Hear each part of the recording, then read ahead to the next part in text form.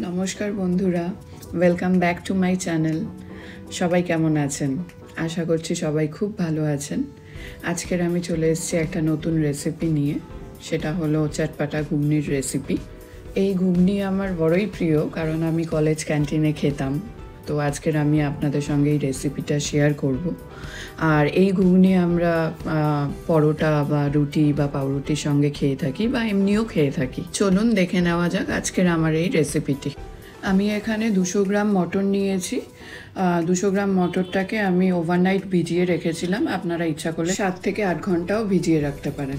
এবার এটাকে আমি প্রেসার কুকারে শিফট করে নিচ্ছি সেদ্ধ করার জন্য।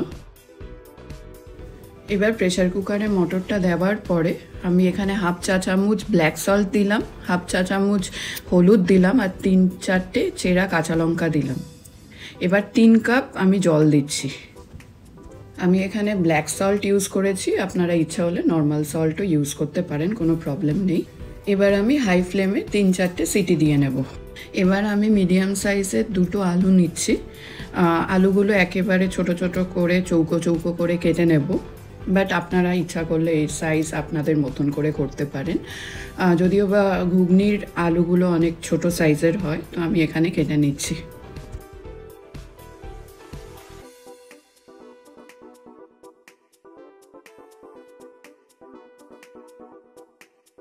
আমার এখানে আলুগুলো কাটা হয়ে গেছে অলমোস্ট।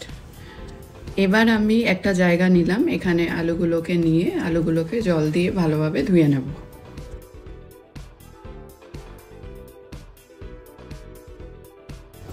আলুগুলোকে ভালোভাবে ধুয়ে নিলাম, দেন আমি একটা আলাদা বাটিতে আলুগুলোকে তুলে রেখে দিচ্ছি। এবার আমি একটা ভাজা মশলা বানিয়ে নেব। ভাজা মশলার জন্য এখানে আমি 2টো শুকনো লঙ্কা দিলাম, 3টে এলাচ দিলাম ফাটিয়ে, একটু ভেঙে 3-4টে দালচিনি দিয়ে দিলাম, 2টো তেজপাতা ছিঁড়ে দিয়ে দিলাম, আর 2 টিস্পুন করে গোটা ধনে গুঁড়ো আর গোটা জিরে গুঁড়ো দিলাম। এবার পুরো মশলাটাকে আমি 1 থেকে 1.5 মিনিট লো ফ্লেমে আমি একটুখানি নাড়িয়ে নিলাম। লাইট ব্রাউন কালারের হবে, তারপরে আমি এটাকে গ্যাসের ওভেনটা বন্ধ করে আমি এটা নামিয়ে নেব, কারণ বেশি পুড়ে গেলে তেতো হয়ে যেতে পারে। এবারে গ্যাসের ফ্লেমটাকে নিভিয়ে একটা আলাদা থালায় আমি এটাকে ঠান্ডা হতে রেখে দেবো। অন্যদিকে আপনারা দেখলেন যে মটর সেদ্ধ হয়ে গেছে। প্রেসার কুকারটাও গ্যাস থেকে নামিয়ে আলাদাভাবে রেখে দেবো ঠান্ডা হতে কিছুক্ষণ। এবারে গ্যাসে আর একটা কড়াই বসাচ্ছি। অনলি 3 টেবিল স্পুন তেল দেবো, তেলটা গরম হতে দেবো। আমি খুব কম তেলে রান্না করি, একদম কম তেলে, কারণ বেশি তেল খেলেই যে এরকম টেস্ট হবে এরকম ব্যাপার নেই।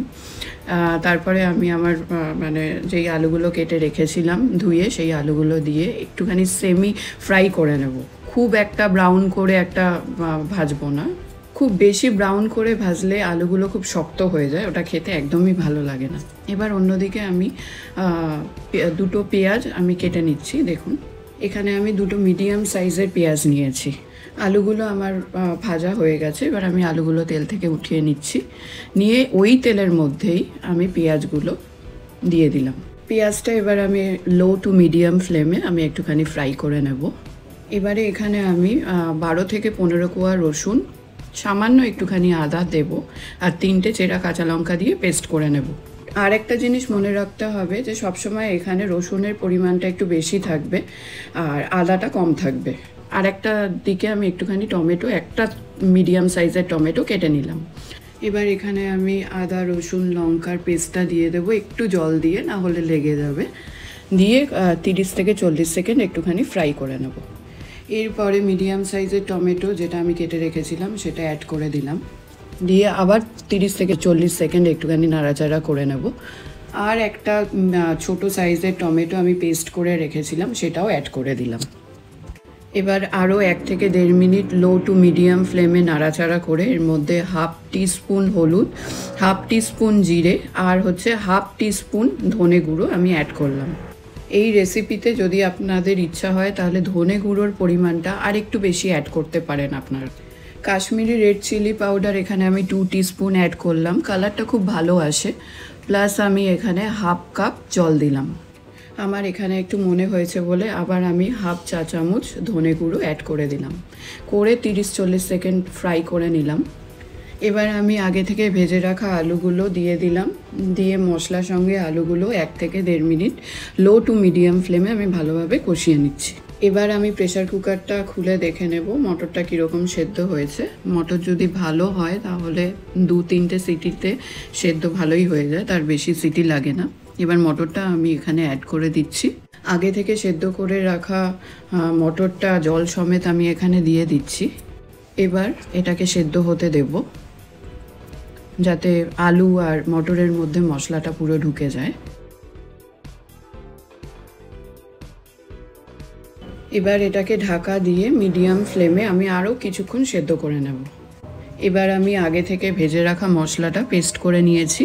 এবার আমি ঢাকনা খুলে চেক করে নেব যে আলুটা সেদ্ধ হয়েছে নাকি। হ্যাঁ, আলু সেদ্ধ হয়ে গেছে দেখুন।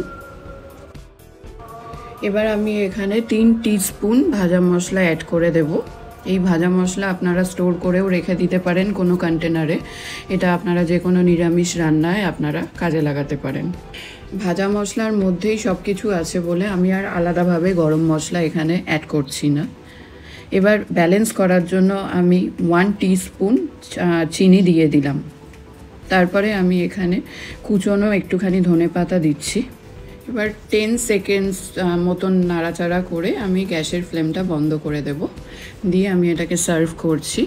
ঘুগনিটা আর একটু চটপটা বানানোর জন্য আমি এর ওপরে একটুখানি ভাজা মশলা দিয়ে দিচ্ছি, একটুখানি তেঁতুলের জল দিয়ে দিচ্ছি, তাতে টেস্টটা আরও বাড়ে। কিছুটা পেঁয়াজ কুচি দিয়ে দিচ্ছি এর ওপরে, আর একটুখানি ধনেপাতা কুচি দিয়ে দিলাম।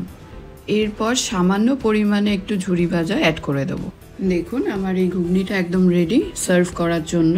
আপনাদের যদি এই রেসিপিটা ভালো লেগে থাকে আপনারা ডেফিনেটলি বাড়িতে ট্রাই করবেন, দেখবেন একদম অন্যরকম লাগবে। আর আমাকে অবশ্যই জানাবেন কেমন লাগলো আমার এই রেসিপিটা। সবাই খুব ভালো থাকবেন, সবাইকে খুব ভালো রাখবেন। চলুন আজকের জন্য এই পর্যন্তই। নমস্কার।